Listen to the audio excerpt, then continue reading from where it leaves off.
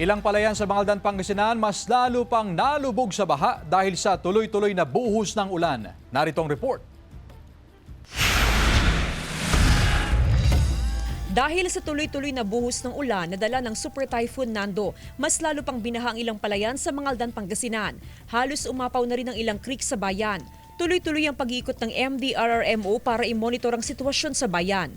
Pinakabinabantayan ng LGU ang mga barangay ng Anolid, Banawang, Bunlag, Landas, Usyom, Navaluan at Nibaliw dahil na rin sa posibilidad ng pagbaha. Ginagawa po namin ma'am ngayon, umiikot po kami sa mga barangay kasi sila kasi yung mga frontline din natin sa kanila mga area. So parang kinakausap din na ihanda din yung kanilang mga gamit din. Karaniwan na unang umaapaw sa tuwing may sama ng panahon ng Payas Creek sa Barangay Anolid. Yung mga tanod po natin, as in talagang umiikot po every purok at saka syempre yung level po ng tubig kasi sobrang lakas po talaga ng ulan. Kaya nakaantabay naman. Nakahanda naman ang mga residente sakaling umapaw ang Payas Creek.